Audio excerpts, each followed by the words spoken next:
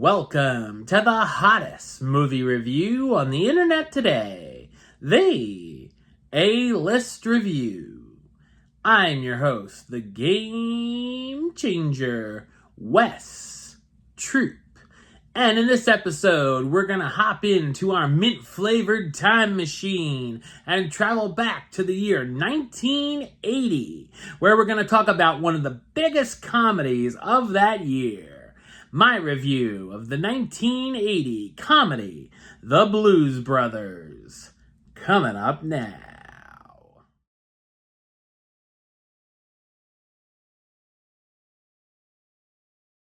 Joliet Jake Blues has been paroled from the Joliet Correctional Facility after serving 3 years of a 5-year sentence. His brother Elwood picks him up in the Bluesmobile, and they head over to visit the childhood orphanage where they grew up. They discover that the orphanage will be forced to shut down unless they can legally raise $5,000 for property taxes. After Jake sees the light, after a revelation, the brothers go on a mission from God, trying to recruit their old bandmates to try and find some gigs to raise the money.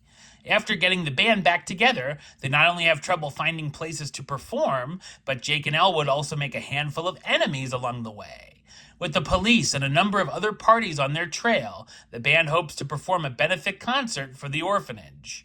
So what did I think of The Blues Brothers? I thought it's a hilarious comedy.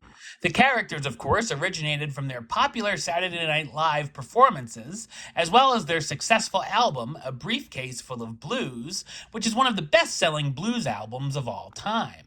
The film was written by Dan Aykroyd and John Landis.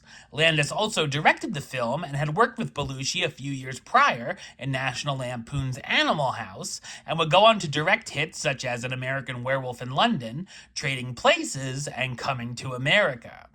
The Blues Brothers opened in theaters on June 20th, 1980, and took in a sizable amount at the box office, and was a hit with critics as well. Over the years, the film would become a cult classic. There are some very funny gags throughout the entire movie, whether it be the small bits with little fantastic touches, or a number of big belly laughs, such as a nun hitting the brothers with a ruler for swearing, Ray Charles shooting a gun at a shoplifting child, or Jake's crazy ex-girlfriend on their tail who keeps trying to kill him with an interesting array of weapons. The brothers make a large number of enemies along the way, including the cops, the Illinois Nazis, and a group of good old boys. It's fun seeing the band perform at the country bar, where they have to come up with a song on the fly to please the angry crowd that's throwing beer bottles at the stage, which is covered in chicken wire to protect the performers, and also singing at the benefit concert with all of their foes in attendance. The film is also known for its chaotic and extremely entertaining car chases, which are better than most action movies, and some of the best of all time.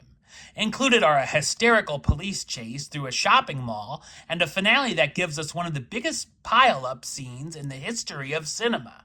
It actually held the record for 18 years of most cars destroyed in one production, with 103, and was easily one of the most expensive comedies of its time.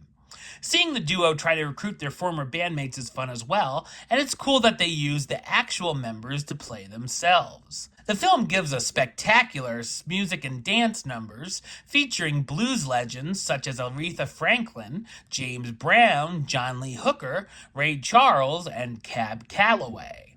Of course, the Blues Brothers themselves perform a couple of show-stopping tunes as well. The two leads have phenomenal chemistry, and it's not hard to see why the characters are still iconic. Fantastic work from the cast, starring John Belushi as Joliet Jake Blues, the lead singer of the band who just got out of jail and doesn't want to go back anytime soon, Dan Aykroyd as Elwood Blues, Jake's blood brother, other lead vocalist and harmonica player who talks Jake into saving the orphanage, Cab Calloway as Curtis, the father figure of Jake and Elwood who taught them the blues, John Candy as Burton Mercer, a cop on the brothers' tail, and Carrie Fisher as the mystery woman, Jake's ex-girlfriend looking for revenge. There's also a handful of awesome cameos to look out for.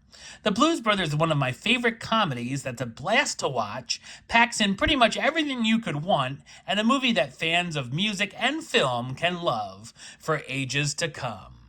Number-wise, I'm going to give it a 10 out of 10, which gives it the A-list rating of A-list approved. That's right, it gets the A-list seal of approval. All right, well, that's the show. I'll be back with another review very soon. But until then, don't forget to like, comment, and subscribe right here on YouTube. YouTube.com/Westside of 515. Like the show on Facebook, Facebook.com/WestTroupeAlist. And of course, you can follow me on the Instagram and Letterboxd at WesAlist. Until next time, Troop out.